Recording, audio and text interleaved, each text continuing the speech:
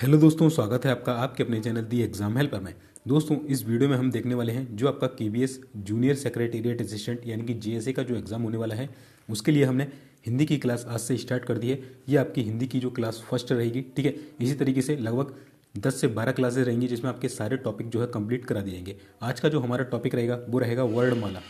दोस्तों, वर्णमाला यानी कि हिंदी का जो पूरा बेसिक होता है वो आपका वर्णमाला पर डिपेंड करता है। यानी कि आपको कोई भी सब्जेक्ट पढ़ने से पहले उसका बेसिक जो है पढ़ना होता है। जैसे आप इंग्लिश पढ़ते हैं तो इंग्लिश में पढ़ने से पहले आपको उसकी ABCD आना चाहिए, ठीक है। इसी तरीके से अगर आप हिंदी पढ़ते हैं तो आपको वर्णमाला के बारे में पता होना चाहिए कि जो आपके हिंदी बनती है वो किस तरीके से बनती है, वर्णमाला में कौन कौन से जो वर्ड आते हैं वो आते हैं, ठीक है।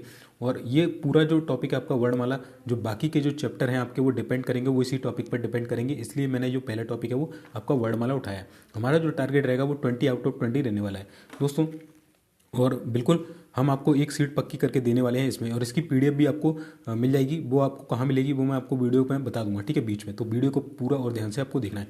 मैं अपने बारे में बता दूं, मैं एज अ JSA अपॉइंटेड हूँ इन नवोदय विद्यालय, ठीक है। चलिए, और दोस्तों अगर आपने प्रीवियस ईयर का फुल पेपर नहीं देखा तो पहला हम पेपर डाल चुके हैं जो कि 19 फरवरी 2018 को शिफ्ट फर्स्ट में हुआ था, ठीक है। पहला पेपर हम ऑलरेडी करा चुके हैं ऑल सब्जेक्ट का, जिसमें बताया हिंदी में किस किस तरीके से टॉपिक आते हैं, इंग्लिश में किस किस तरीके से क्वेश्चन पूछे जाते हैं। तो आपने नहीं देखा है तो चैनल पर अवेलेबल है, आपको मिल जाएगा। और कल आपको पेपर 2 मिलेगा, ठीक है।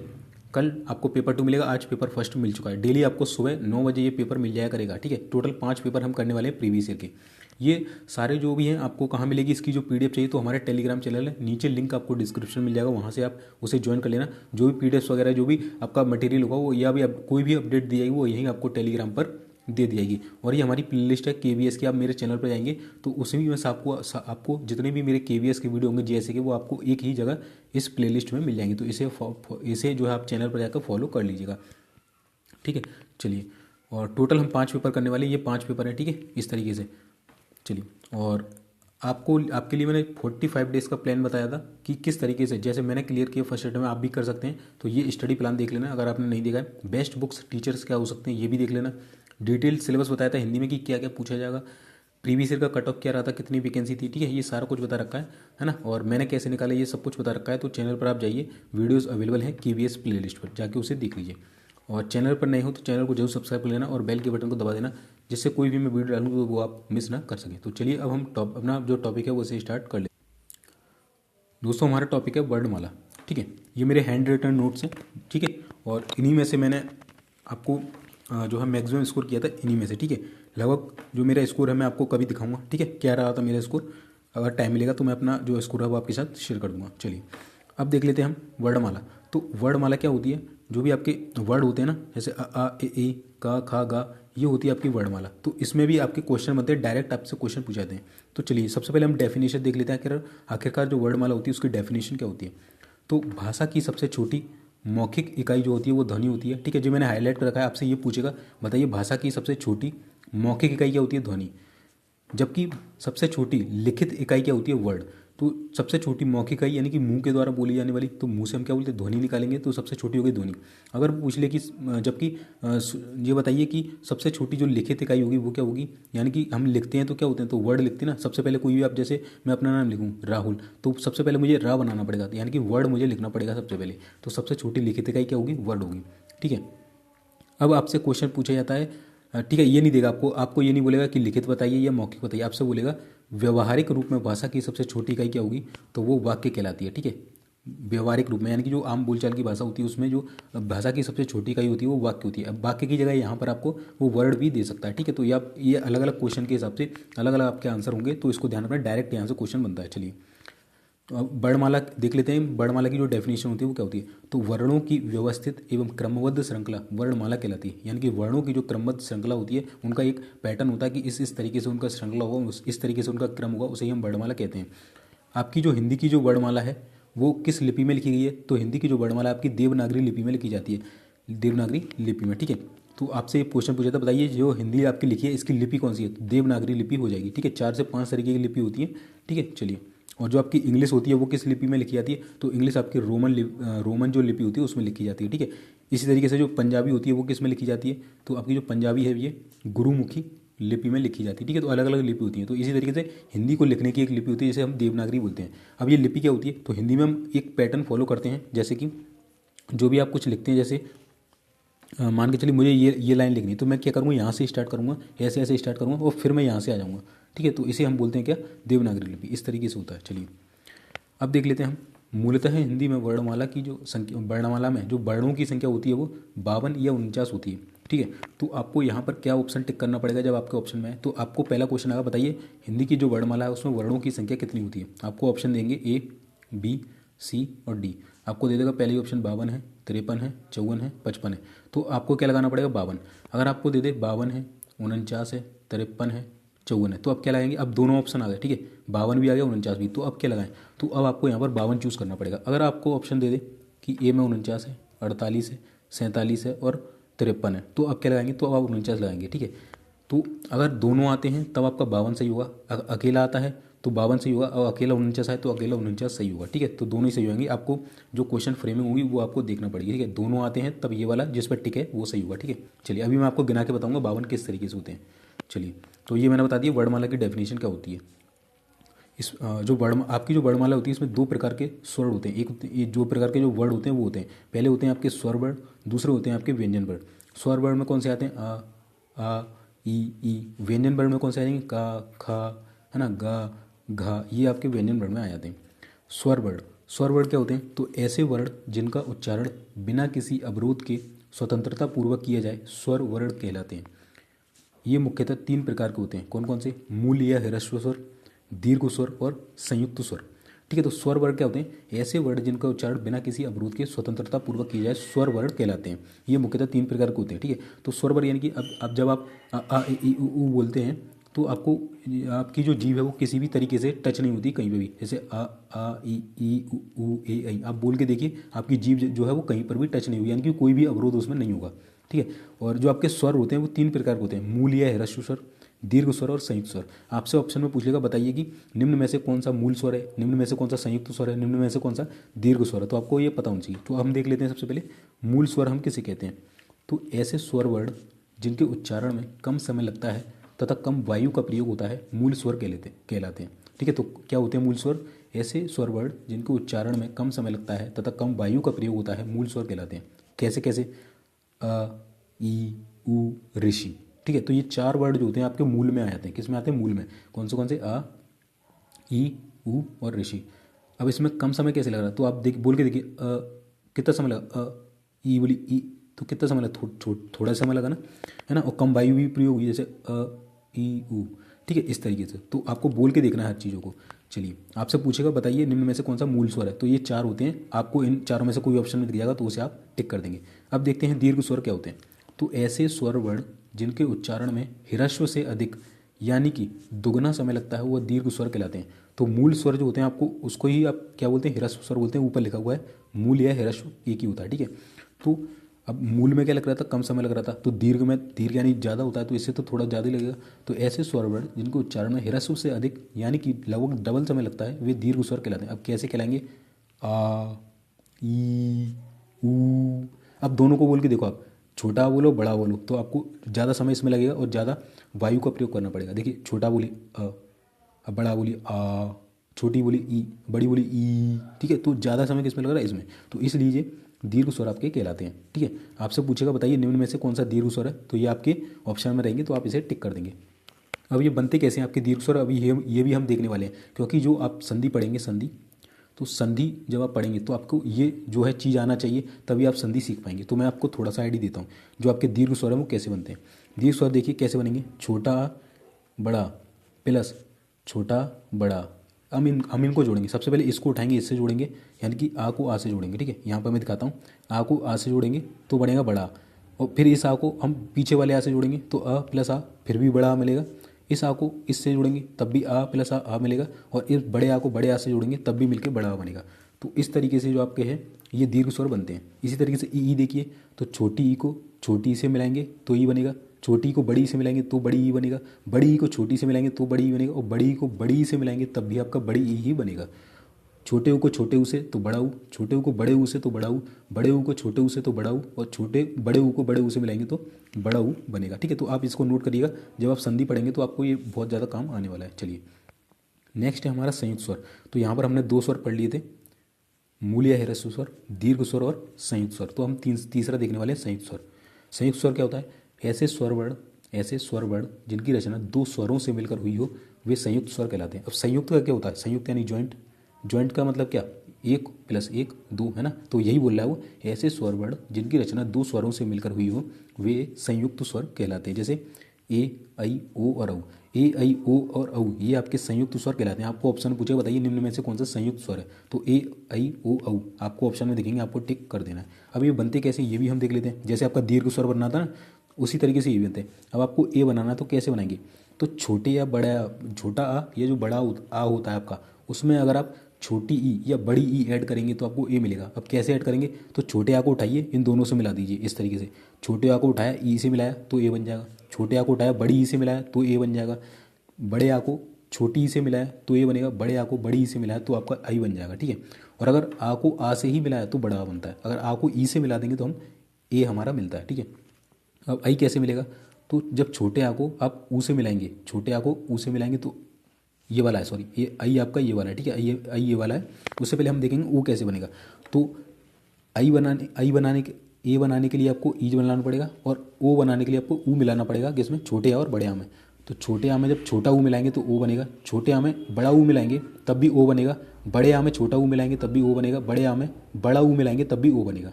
अब हम देख लेते हैं कि जो आपका आई है वो कैसे बनेगा। तो ध्यान रखना, आई पे एक ही मात्रा होती है, 2 लगा देते हैं आप, वो गलत होता है। ठीक है, एक ही मात्रा होती है। तो बड़ा ई कैसे बनता है? तो छोटे आ या बड़ा आ में जब आप छोटी ए या बड़ी ए मिला देंगे तो आपका आई मिल जाएगा। ठीक है, तो जब हमें ये बनाना था तो हम छोटे आ बड़े आ में ई मिला रहे थे। जब हमें ये बनाना था तो हम छोटे आ में छोटा ऊ बड़ा ऊ। अगर हमें ये बनाना है तो ये कैसे बनेगा? इसको बनाने के लिए आपको क्या करना है? जो आपका छोटा या बड़ा होता है उसमें जो ये दोनों होते हैं इनको जोड़ देंगे, ए या आई, तो आपका जो बड़ा वाला होता है ये वाला, ये बन के आपको मिल जाएगा इस तरीके से। चलिए हम देख लेते हैं। छोटा आ या बड़ा आ में ए या आई मिलाएंगे तो आई मिलेगा। जैसे छोटा आ में ए मिलाया तो ए मिल जाएगा, छोटे आ में आई मिलाया तो आई मिल जाएगा। अब बड़े आ में ये मिलाएंगे आ तो ए मिल जाएगा, बड़े आ में ये वाला मिलाएंगे तब भी आपका आई मिल जाएगा। इसी तरीके से हमें औ बनाना है तो कुछ नहीं, जो छोटा या जो बड़ा होता है उसमें आपको ये दोनों जोड़ देना है, बस औ मिल जाएगा। तो आप या बड़ा आ में औ या बड़ा औ जोड़ेंगे तो बड़ा औ निकलेगा, छोटे आ प्लस औ जोड़ेंगे तो बड़ा औ निकलेगा। ठीक है, इस तरीके से आप ये सारे देख सकते हैं। ठीक है, किस तरीके से आपके बंद होते हैं। ये आपका जब संधि पढ़ोगे ना तो वहाँ पर ये बहुत ज़्यादा काम आने वाला है। जो आप स्वर संधि पढ़ेंगे, स्वर संधि ये पूरा बेस है, इसलिए मैंने आपको ये टॉपिक पहले करवा रहा हूँ, क्योंकि आपको फिर संधि समझ में नहीं आएंगी। ठीक है, जब आपसे संधि विच्छेद करने को बोला जाता है तो आपको ये वाले जो रूल्स हैं ये पता होना चाहिए। तो आप समझ गए होंगे आई थिंक। आप इसका 1-2 बार रिवाइज कर लेंगे तो आपको बेहतर तरीके से ये चीज़ें समझ में आ जाएंगी। ठीक है, चलिए अब हम नेक्स्ट देख लेते हैं अपना। ये हमारा हो गया। ठीक है, जो आप इसे रिवाइज कर लेने के बाद तो आपको अच्छे से समझ में आएगा। अब देखिए, हिंदी वर्णमाला में जो स्वरों की संख्या होती है वो 11 होती है। कितनी होती है? स्वरों की संख्या 11, और जो मात्राओं की संख्या होती है वो 10 होती है। ठीक है, तो ध्यान रखना, आपसे पूछेगा हिंदी वर्णमाला में स्वरों की संख्या कितनी होती है? 11, पर मात्राओं की जो संख्या होती है वो कितनी होती है? 10 होती है। तो चलिए अब हम गिनते हैं कैसे होती है। तो आप कैसे लिखते हैं? अ ई ऊ। ठीक है, ए आई और यहाँ पर ऋषि भी रह गया। ठीक है, ऋषि भी रह गया। इसके बाद आता है बड़े ऊ के बाद ऋषि आता है, ए आई ओ। ठीक है, और औ, ओ और औ। अब देखिए 1 2 3 4 5 6 7 8 9 10 11 हुए। तो स्वर कितने होते हैं? 11। ठीक है, स्वर हो गए 11। मात्रा कितनी होंगी? तो इस पे मात्रा है। ठीक है, इस पे मात्रा है, इस पे है, इस पे है, इस पे, इस पे, इस पे, इस पे, इस पे। ठीक है, ऋषि पे भी मात्रा होती है आपकी, बट छोटे आ पे कोई मात्रा नहीं होती। ध्यान रखना, छोटे आ पे किसी भी प्रकार की मात्रा नहीं होती है। ठीक है, ध्यान रखना। चलिए अब देखते हैं जो मात्राओं की संख्या कितनी होगी? 10, और स्वरों की 11। ध्यान रखना, जो मात्राओं की संख्या होती है वो स्वरों की संख्या से 1 कम होती है। ये आपको डायरेक्ट क्वेश्चन पूछा जाएगा। अनुसार क्या होते हैं? तो अनुसार इन्हें हम अयोग वह ध्वनियाँ भी कहते हैं। क्या कहते हैं? अयोग वह ध्वनियाँ भी कहते हैं। जैसे अंग और जो अगा होते हैं आपके, ये आपके अनुस्वार कहलाते हैं। क्या कहलाते हैं? अंग और अगा। ये आपके बाद में लगते हैं, जब आपका जो ये वाला औ और औ खत्म हो जाता है ना तो अंग और अगा आते हैं। ठीक है, तो इन्हें अनुस्वार कहते हैं, इन्हें अयोग वह ध्वनियाँ कहते हैं। ठीक है, ध्यान रखना, ये अनुस्वार हैं, ये स्वर नहीं है, ये अनुस्वार हैं। ध्यान रखना, आपको स्वर में काउंट नहीं करना है इन्हें। चलिए, तो हमारे ये स्वर जो है पूरे कंप्लीट होगा। ठीक है, एक बार हम क्विकली रिवाइज कर लेते हैं। तो वर्णमाला, तो वर्णमाला क्या होती है? भाषा की सबसे छोटी मौखिक इकाई ध्वनि होती है, जबकि सबसे छोटी लिखित इकाई वर्ण होती है। व्यवहारिक रूप में हम देखें तो भाषा की सबसे छोटी इकाई वाक्य होती है। ठीक है, चलिए वर्णमाला की डेफिनेशन क्या होती है? तो वर्णों की व्यवस्थित एवं क्रमबद्ध श्रृंखला जो है आपकी वर्णमाला कहलाती है। आपकी जो हिंदी की वर्णमाला है ये देवनागरी लिपि में लिखी जाती है। मूलतः हिंदी वर्णमाला में जो आपकी वर्णों की संख्या होती है कितनी होती है? 52 या 49। ठीक है, ये मैंने बता दिया आपको किस तरीके से इसे सॉल्व करना है।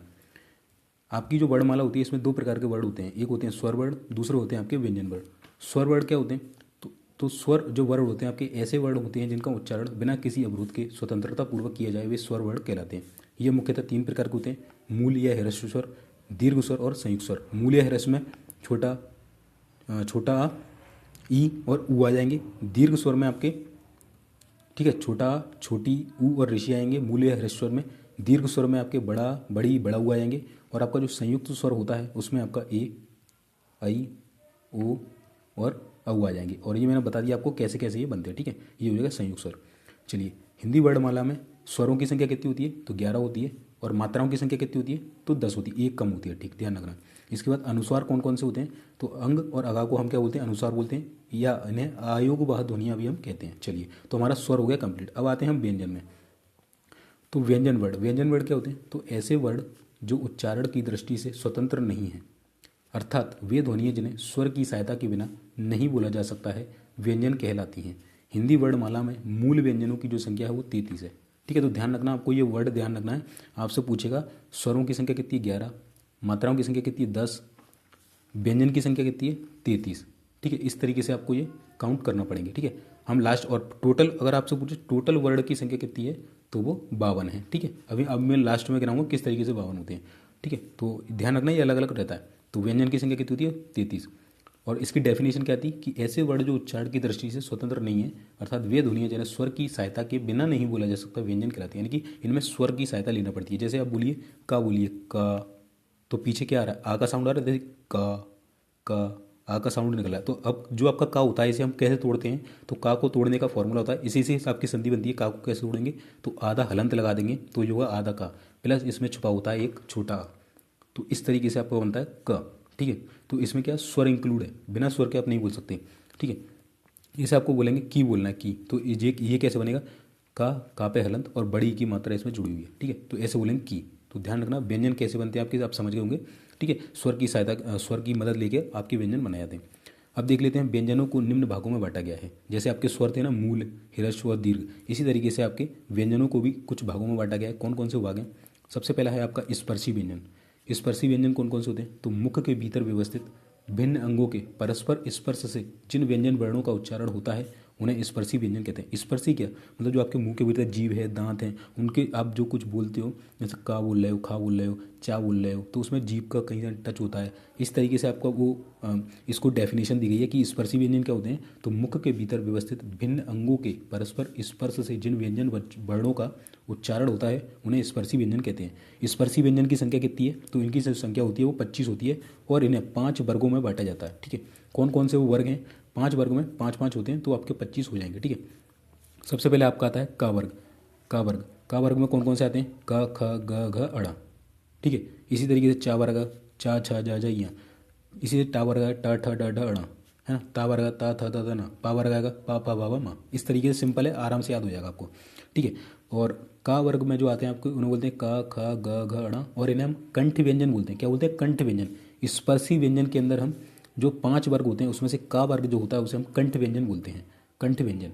और आपके जो कुछ स्वर भी होते हैं जो कि आपके कंठ से बोले जाते हैं, जैसे अ, बड़ा, और हा से जो आपका हल होता है वो, और अनुस्वार जो होता है वो भी हम इसे बोलते हैं। अब हम देख लेते हैं कि अब ये कंठ वगैरह ये होता क्या है। चलिए मैं आपको दिखाता हूँ। तो देखिए यहाँ पर लिखा हुआ है उच्चारण स्थान। उच्चारण स्थान के आधार पर स्वर व्यंजनों का वर्गीकरण। कोई भी वर्ड मुंह के भिन्न भिन्न भागों से बोला जाता है, इन्हें उच्चारण स्थान कहते हैं। मुख के मुख्य 6 भाग होते हैं जिनकी सहायता से वर्णों का उच्चारण किया जाता है। कंठ होता है, तालु होती है, मूर्धा होती है, दांत होते हैं, ओष्ठ होते हैं और नाक होती है। ठीक है, तो अब ये देखिए आपको ये फोटो दिख रहा होगा, है ना। तो अभी हमने कौन सा पढ़ा था? कंठ वाला पढ़ा था, है ना। जो आपने कंठ वाला पढ़ा था ना, कंठ किस में आता है? का वर्ग, का जो वर्ग होता है आपका कंठ वर्ग में आता है। तो आपका कंठ वर्ग कौन सा होता है? तो ये जो होता है आपका कंठ होता है। ठीक है, कंठ से बोल जो भी शब्द बोले जाते हैं उन्हें हम का वर्ग में रखते हैं, इन्हें हम कंठ बोलते हैं। अब आप का बोलिए, क, अंदर से आवाज आएगी, देखना यहाँ जो आपकी गर्दन होती है वहाँ पे देखना, नीचे कंठ में क, ख, ग, घ, ड़, ऐसे बोलिए, बोल के देखिए आप, है ना, तो आपको यहाँ से आवाज़ साउंड हो रहा होगा, ठीक है। तो ये बोलते हैं का वर्ग में। का वर्ग में कौन कौन से आते हैं आपके, मैंने ऊपर बताया था आपको, ठीक है। का वर्ग में कंठ व्यंजन आते हैं, इसमें क, ख, ग, घ, ण आते हैं, ठीक है। इसके अलावा कुछ स्वर भी आते हैं, ये भी आपको याद रख लेना, ध्यान रखना। चलिए अब हम देखते हैं दूसरा वाला। दूसरा वाला क्या है हमारा, दूसरा है चा वर्ग। चा वर्ग किस में आता है, तो चा वर्ग जो है आपका, जिसमें आते हैं च, छ, ज, झ, य, ये आते हैं आपके तालब्य वर्ड में, ठीक है। किस में आते हैं, तालब्य वर्ड में आते हैं आपके चा वाला वो जो वर्ग होता है। अब तालब्य क्या होता है, तो तालु हम देख लेते हैं, चलिए। तालु ये देखिए, ये होता है, मैं आपको इसमें दिखाता हूँ, ये होता है आपका तालु। जो ऊपर वाला हिस्सा होता है, ये आपका जो जीभ, मुंह के ऊपर वाला हिस्सा, उसे बोलते हैं तालु। अब जब चा बोल के देखिए, च, तो आपकी जीभ जो है ऊपर वाले हिस्से से टच हो रही है, छा बोली छ, छ, जा बोली ज, जा, झा बोली झ, तो ऊपर वाला जो हिस्सा जीभ जो आपकी होगी वो इससे टच हो रही होगी, ठीक है। तो इसलिए इसे हम बोलते हैं तालु। तो आप इसको, ये आपकी बुक में दिया हुआ है, आप इसे इजीली पढ़ सकते हैं, ठीक है। चलिए, है ना। अब देख लेते हैं टा वर्ग। पहले मैं आपको ये पढ़ा देता हूँ, फिर आपको उसकी डेफिनेशन कराऊंगा। चा वर्ग हो गया, चा वर्ग में आते हैं च, छ, ज, झ, य, तालब्य इसे हम बोलते हैं। और जो आपके स्वर आते हैं वो ये आते हैं, ठीक है। ये वर्ड भी एक्स्ट्रा हैं, तो आप इनको भी पढ़ के रखिएगा। टा वर्ग में कौन कौन से आते हैं, तो ट, ठ, ड, ड़, ण, ठीक है। टा, ठ, ड, ढ, ण, इन्हें हम बोलते हैं मूर्धन्य। क्या बोलते हैं ना, मूर्धन्य। इसमें रा से ऋषि रा और शा भी आता है, ठीक है। ट, तो टा जो होता है आपको मूर्धन्य की डेफिनेशन क्या होती है, मूर्धन्य किसे बोलते हैं हम, तो देखिए अब यहाँ पर लिखा है, जिन व्यंजनों के उच्चारण में जिह्वा की नोक प्रायः उलटकर मूर्धा को स्पर्श करती है वे मूर्धन्य व्यंजन कहलाते हैं। अब आप देखिए टा बोलेंगे ना, आप टा बोल के देखिए ट, तो आपकी जीभ क्या हुई, पहले अंदर जाएगी, बाद में बाहर आके ऊपर टच करेगी, देखिए ट, ट बोल के देखिए आप, ट, ठ, ड, ढ, ड़, तो जीभ पहले पलटेगी अंदर की ओर, फिर एकदम से बाहर आएगी और टच करेगी, ठीक है। तो इसलिए उसे हम बोलते हैं मूर्धन्य। अब आता है तावर्ग। तावर्ग में कौन कौन से, ता, था, द, ध, न, इसमें इसे हम क्या बोलते हैं, दंतव्य वर्ड बोलते हैं। दंतव्य यानी जिससे दांत, जो आपकी जीभ जब आपके दांतों को टच करती है तो उसे हम दंतव्य वर्ड बोलते हैं। अब बोलिए, जैसे ता बोलिए, त, आपकी जीभ देखिए दांतों को टच हो रही, थ, द, ध, न, ठीक है। ला बोलिए, ल, सा बोलिए, है ना, तब उसमें भी आपकी स, तो जीभ से टच हो रही होगी, तो उसे हम बोलते हैं दंतव्य, ठीक है। जीभ आपकी दांतों से टच हो रही होगी, ठीक है। इसमें देखिए दंतोष्ठ, यहाँ लिखा है दंतोष्ठ, वे व्यंजन इनका उच्चारण ऊपर के दांत और नीचे के होठ मिलने पर होता है, वे दंतोष्ठ व्यंजन कहलाते हैं। ये सॉरी, ये वाला दंत वाला, वे व्यंजन जो जीभ की नोक के द्वारा ऊपर के दांतों को स्पर्श करने पर उच्चारित होते हैं, दंत व्यंजन कहलाते हैं। कौन कौन से, है ना, ये मैंने बताई, थ, त, थ, द, ध, सा और लर, ठीक है, ये मैंने बताया था आपको। इसके बाद हमारा लास्ट वर्ग है जो कि पा वर्ग। पा वर्ग किस में आता है, तो ये प, फ, व, म, ये आता है, इसे हम ओष्ठ वर्ग में रखते हैं। किसमें, ओष्ठ वर्ग में। ओष्ठ यानी कि होठों से आप बोलते हैं। अब पा बोलिए, प, दोनों होठ चिपक रहे होंगे, प, फा बोलिए, फ, ब, भ, म, तो दोनों होठ आपके चिपक रहे होंगे, ठीक है। चलिए, तो ये आप, मैं इस पीडीएफ दे दूँगा तो आप इसमें देख लेना। होठ होठ तो आपको मालूम है, ये चिपकेंगे तब, है ना, पा वर्ग आएगा, है ना। और ये आपकी जो जीभ है ऊपर वाले दांत से चिपकेगी, है ना, तो इसमें त, थ, द, ना आ जाएंगे। का वाला वर्ड यहाँ से निकलेगा, है ना, और चाचा वाला ये आपकी जीभ होगी, इससे टच होगी, है ना, इस तरीके से। तो आपको इस तरीके से ये चीज़ों को देखना है, ठीक है। चलिए, और ये पूरी डेफिनेशन यहाँ पे लिखिए कि किस किस को कंठ बोलते हैं, व्यंजन किसको बोलते हैं, ठीक है। तो ये होगी। चलिए अब हम दोबारा से हम इसको एक बार रिपीट कर लेते हैं। और दोस्तों आपको मैंने वो जो बताया था कि जो 52 होते हैं या 49 होते हैं, ये ठीक है, तो आपको 52 ही लगाना है। किस तरीके से, यहाँ पर देखिए वर्णमाला लिखा है, यहाँ पर देखिए नोट, परीक्षार्थी कृपया ध्यान दें कि वर्णमाला में वर्णों की संख्या विभिन्न विद्वानों ने अलग अलग मानी है, जैसे 49, किसी ने 50, किसी ने 51, 52 और 56 आदि। विगत कुछ परीक्षाओं वर्णों की संख्या 52 वाले उत्तर को सही माना गया, अतः लेखक ने भी इसी को आधार माना है, ठीक है। तो मैंने बता दिया आपको, जो भी टिक करना है वो 52 करना है। अगर 52 ऑप्शन में नहीं है तब आप 49 टिक करेंगे, उसके 52 नहीं होने पर 49, ठीक है, नहीं तो 52 को ही टिक करना है। अगर दोनों हो तो आपको 52 ही टिक करना है, ध्यान रखना, ठीक है। चलिए, तो हम व्यंजन को हम दोबारा से पढ़ लेते हैं एक बार, ठीक है, फिर आगे चलेंगे। तो व्यंजन वर्ड क्या होते हैं, तो ऐसे वर्ड जो उच्चारण की दृष्टि से स्वतंत्र नहीं है, अर्थात वे ध्वनियाँ जिन्हें स्वर की सहायता के बिना नहीं बोला जा सकता है, व्यंजन कहलाती है। हिंदी वर्णमाला में मूल व्यंजनों की संख्या कितनी है, 33 है।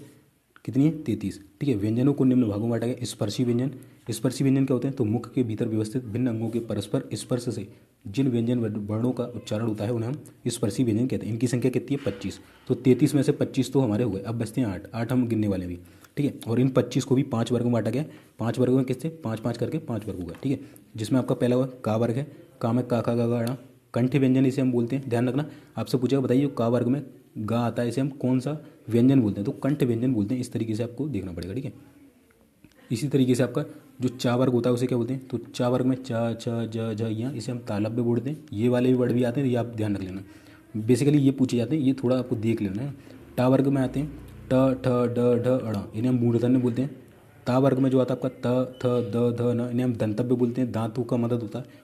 पा वर्ग में ओष्ठ ओष्ठ आते हैं, जैसे होठों का यूज़ होता है, प फ व भ म, ठीक है, इस तरीके से। और ऊ भी आता है आपका। चलिए अब आते हैं अंतःस्थ व्यंजन। अंतःस्थ व्यंजन क्या होते हैं, तो इन्हें अर्धस्वर भी कहा जाता है। इनकी संख्या 4 होती है। इनमें जिह्वा कम सक्रिय रहती है, यानी कि आपका जो जीभ होती है इसमें कम यूज़ होता है। आप बोल के देखिए, इसमें 4 आते हैं, ठीक है, अर्धस्वर इन्हें बोलते हैं। 4 आते हैं, कौन कौन से, य र ल व। तो आप जीभ देखिए, जीभ का बहुत कम यूज़ होगा, य र ल व, तो बहुत कम इसमें यूज़ होता है जीभ का, ठीक है। या तो आप ऐसे ही बोल देंगे, य र ल व, ठीक है, व, है ना। तो इस तरीके से, तो इन्हें हम बोलते हैं क्या, अंतःस्थ व्यंजन। आपको जो भी चीज़ समझ में आए ना उसको बोल के देखिए तो समझ में आएगा, ठीक है। तो अंतःस्थ व्यंजन को ही हम अर्धस्वर कहते हैं। इनकी संख्या 4 होती है, य र ल व, ठीक है। चलिए इसके बाद आते हैं ऊष्म व्यंजन। ऊष्म व्यंजन जो होते हैं आपके, इनकी संख्या भी कितनी होती है, 4 होती है। कौन कौन से होते हैं, श श श और ह। तो ये आपके होते हैं ऊष्म व्यंजन। इसमें क्या होता है, ऊष्मा जब आप बोलेंगे तो इनमें ज़्यादा ऊष्मा, ज़्यादा घर्षण होता है, ठीक है। आप बोल के देखिए, श श श ह, तो ज़्यादा ऊष्मा लगेगी, ज़्यादा जोर लगाना पड़ता है आपको, इस तरीके से। तो इसे हम ऊष्म व्यंजन बोलते हैं। इनकी संख्या भी कितनी होती है, 4 होती है, ठीक है। चलिए आपसे पूछेगा, बताइए अंतःस्थ व्यंजन क्या होता है, ठीक है, और इसकी डेफिनेशन क्या होती है। ऊष्म व्यंजन क्या होता है, कौन कौन से आते हैं, कितनी संख्या में होते हैं, ये आपको डेफिनेशन पूछेगा, ठीक है। और ज़्यादा उसमें कुछ नहीं पूछेगा। अगला है संयुक्त व्यंजन। ये इंपॉर्टेंट है, ये पूछता है संयुक्त व्यंजन कौन से होते हैं, तो ऐसे व्यंजन वर्ड जो 2 या 2 से अधिक व्यंजनों से मिलकर बने होते हैं संयुक्त व्यंजन कहलाते हैं। जब हमने संयुक्त स्वर पढ़ा था तो उसमें हमने क्या पढ़ा था कि जब 2 स्वर मिलेंगे तो हमारा संयुक्त स्वर मिल जाएगा। इसी तरीके संयुक्त व्यंजन क्या हुआ, 2 व्यंजनों को मिला दो, व्यंजन 1 व्यंजन 2, एक व्यंजन दूसरा व्यंजन, बस मिल गया संयुक्त व्यंजन, बस। अब इसमें कौन कौन से होते हैं आपके संयुक्त व्यंजन, तो संयुक्त व्यंजन आपके होते हैं टोटल 4। कौन कौन से, छ त्र ज्ञ और श, ठीक है, ध्यान रखना 4 होते हैं आपके संयुक्त व्यंजन। अब ये छा कैसे बनता है आपका, तो छा बनता है क प्लस सा से। मैंने बताया ना आपको, जो का होता है उसको हलंत लगा देंगे और श, तो छा जो होगा आपका क और शा से बनता है। जब आप क्षत्रिय बोलते हैं ना, क्षत्रिय, तो इसको क्षत्रिय नहीं बोलते, ये गलत प्रोनाउंसिएशन, इसको बोलते हैं क्षत्रिय। क्या बोलते हैं, क्षत्रिय बोलते हैं। तो का और शा निकलता है क्षत्रिय, ठीक है, ध्यान रखना। ऐसी इसी तरीके त्रा जो होता है आपका, त्रा बोलना है त्र त्र, तो ता और रा से मिलकर बना होता है आपका त्र। इसी तरह ज्ञा होता है जो ग और या से मिलकर बना होता है, ठीक है, जा और या से, ठीक है। ज्ञा होता है जो जा प्लस या से मिलकर बना होता है। इसी के श्र जो होता है, श्र वो सा शक्कर वाले और रा से मिलकर बनता है। ये हलंत लगा है, इनमें ध्यान रखना, इनमें सब में हलंत लगा हुआ है और ये वाले पूरे हैं, ठीक है, ध्यान रखना। चलिए तो ये संयुक्त व्यंजन आपसे पूछे जाते हैं, कौन कौन से संयुक्त व्यंजन होते हैं और वो किससे मिलकर बने होते हैं। आपसे पूछेगा छा जो संयुक्त व्यंजन है ये किससे मिलकर बनाता है, तो का और सा से। त्रा किससे मिलता है, ता और रा से। ज्ञा किससे, ज यहाँ से, शा और रा से, ठीक है। तो ध्यान रखना, बहुत मोस्ट इंपोर्टेंट है। चलिए ये आप जब संधि करेंगे तो वहाँ बहुत काम आने वाला है। अब देखिए हिंदी शब्दकोश में जो छा होता है ना, छा ये का के बाद आता है। जब आप हिंदी लिखेंगे ना, क ख ग घ, तो ध्यान रखना जो छा हुआ ना, छा आपको यहाँ लिखना पड़ेगा हिंदी में, ध्यान रखना। आपको जो ऐसे आप बचपन से पढ़ते हैं, का के बाद खा आता है, खा नहीं आता भाई, का के बाद छा भी आता है, इसीलिए ये छा जो बनता है वो का और शा से बनता है, ध्यान रखना। त्रा जो होता है वो ता के बाद आता है। आप लिखते हैं ना ता थ द ध न, ऐसे नहीं होता, जो ता के बाद आता है त्रा, ता फिर त्रा फिर द फिर द फिर ध, ठीक है, इस तरीके से। इसी तरीके से जो ज्ञा होता है आपका वो जा के बाद आता है। श्र जो होता है वो आपका शा के बाद आता है, ठीक है, ध्यान रखना। इनकी आपसे लोकेशन भी पूछेगा, बताइए जो आपका छा होता है ये किसके बाद आता है, तो ये का के बाद आता है, ठीक है। और ये मिलके किससे बना होता है, इनसे मिलकर बना होता है, ठीक है, ध्यान रखना। चलिए अब हम द्विगुण व्यंजन देख लेते हैं।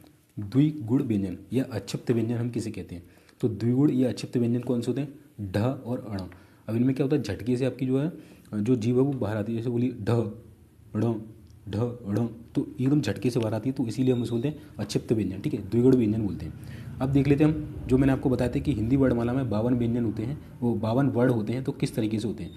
तो देखिए आपके स्वर मैंने बताए थे आपको 11 होते हैं, अनुस्वार आपके होते हैं 2, व्यंजन होते हैं आपके 33, संयुक्त होते हैं आपके 4 और द्विगुण होते हैं 2, ठीक है। स्वर मैंने बताए थे अ ए करके, ठीक है, अब तक जाएंगे हम अनुस्वार में अंग और अगा भी जोड़ देंगे, ठीक है, ये हो जाएंगे। इसके बाद व्यंजन मैंने 33 बताए थे आपको कौन कौन से होते हैं, ठीक है, मैंने बता दिए व्यंजन होते हैं टोटल 33। इसके बाद जो संयुक्त होते हैं आपके संयुक्त स्वर होते हैं 4, द्विगुण होते हैं आपके 2, जो कि ढ और अड़ा होता है। अब व्यंजन मैंने आपको 33 गिनाए थे ना, मैं एक बार फिर गिनाता हूँ आपको। चलिए तो देखिए, यहाँ से देखिए नीचे करके, ये देखिए स्पर्शी व्यंजन कितने होते हैं 25, स्पर्शी के बाद 25 के बाद हमें 33 चाहिए तो 8 और चाहिए ना। अब 25 के बाद देखिए यहाँ पे आप नीचे आएंगे तो 25 के बाद आपको अंतःस्थ व्यंजन मिलेंगे, या र ल व, तो 4 और जुड़ गया, 25 4 29। उसके बाद ऊष्म व्यंजन मिलेंगे आपको 4, तो 25 और 4 33, ठीक है। तो व्यंजन कितने हो गए 33।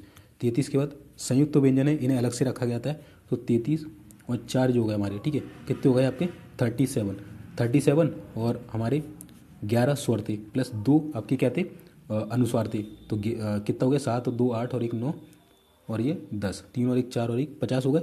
और 50 के बाद हमने 2 द्विगुण पढ़े थे, क्या पढ़े थे 2 द्विगुण व्यंजन पढ़े थे, ढा और अड़ा। तो इस प्रकार हिंदी वर्णमाला में स्वर होते हैं आपके 11, अनुस्वार होते हैं आपके 2, व्यंजन होते हैं आपके 33, संयुक्त स्वर होते हैं आपके, संयुक्त व्यंजन होते हैं 4 और द्विगुण होते हैं 2। तो टोटल बनते हैं आपके इस तरीके से 52, ठीक है। और ये आपका पूरा रहा है ना। तो इसको आप एक दो बार पढ़ लेना, इसकी पीडीएफ मैं अभी टेलीग्राम पर डाल दूंगा, है ना, आपको रात तक मिल जाएगी। तो आप इसे आराम से इसे पढ़ लेना, है ना। आपको 2-3 बार पढ़ लेंगे तो आपको आसानी से समझ में आएगा। मैंने बता दिया किस किस तरीके से आपसे इससे क्वेश्चन पूछे जाएंगे। और ये आपका जो टॉपिक है बहुत ज़्यादा इंपॉर्टेंट है दोस्तों। इससे जब आप संधि पढ़ेंगे ना तो ये उसके लिए बेस है। मैंने आपको इसीलिए थोड़ा डिटेल में समझाया था कि किस किस तरीके से जो वर्ड है वो मिलकर बनता है, ये इस तरीके से, ठीक है। चलिए, और इसके अलावा दोस्तों बता दूँ, अगर आपने अभी तक जो है मॉक टेस्ट परचेस नहीं किया है, ठीक है, तो मॉक टेस्ट परचेस कर लीजिए। टेक्स्ट बुक पर आ गए हैं केवीएस के मॉक टेस्ट, ठीक है। इस तरीके से 120 हैं अभी टोटल, इसमें कुछ ऐड होंगे बाद में। 110 आपके चैप्टर टेस्ट हैं और 10 आपके जो फुल लेंथ टेस्ट होते हैं वो हैं, ठीक है। कैसे परचेस करना है आपको, नीचे लिंक दिया हुआ है टेक्स्ट बुक का, ठीक है। तो आप उस पर जाइए, नीचे लिंक है, उस पर क्लिक करिए लिंक पे, और या फिर टेलीग्राम से ले सकते हैं। और यहाँ पर ये वाला कूपन कोड डाल देना आप B1NW47, आप इसका स्क्रीनशॉट ले लीजिए। जब आपसे कूपन कोड मांगेगा यहाँ पर आप जाएंगे तो आपको क्या देखिए, एक मॉक टेस्ट परचेस करेंगे तो उसमें आपको 660 से एग्जाम मिल जाएंगे, 58,000 से ज़्यादा मॉक टेस्ट मिल जाएंगे, 16,000 से ज़्यादा PYQ। आप ईयरली वाला लेंगे, ठीक है, 269 का पड़ जाएगा। वैसे ये 299 का है, पर आप मेरा कूपन कोड डाल देंगे ना, यहाँ पर अप्लाई कूपन आ रहा है, जब आप पेमेंट करेंगे ये वाला कूपन कोड डाल देंगे ना तो आपको डिस्काउंट करके वो 270 के आसपास पड़ जाएगा, ठीक है। और इसके अलावा ढेर सारी मैं वीडियो डाल चुका हूँ, जैसे डिटेल सिलेबस क्या है, और एक पेपर भी करा चुका हूँ फुल लेंथ, टोटल 5 पेपर होंगे। टेलीग्राम ज्वाइन कर लेना, इसकी PDF चाहिए तो, ठीक है। इसके अलावा ये प्लेलिस्ट है मेरी KVS की, इसे फॉलो कर लेना, है ना। और प्रीवियस ईयर का पेपर मैंने बता दिया, 5 पेपर हैं वो कराऊंगा मैं। और यहाँ पर 45 डेज़ का स्टडी प्लान है, ये भी आप देख लेना। बेस्ट बुक बेस्ट टीचर आपको पता नहीं है तो ये देख लेना। लास्ट ईयर का कट ऑफ क्या था, कैसे क्रैक करना है, ये सारा कुछ आप देख लेना, ठीक है। बाकी वीडियो अच्छा लगा हो यार लाइक कर देना, चैनल पर नए सब्सक्राइब कर लेना, अपने दोस्तों का शेयर करो यार ज़्यादा से ज़्यादा वीडियो ना। और इस बेल की घंटी को दबा देना, सब्सक्राइब दबा देना, जिससे मैं जो भी नेक्स्ट वीडियो डालूंगा उसकी अपडेट आपको तुरंत मिल जाएगी। चलिए मिलते हैं फिर नेक्स्ट वीडियो में, तब तक के लिए जय हिंद जय भारत।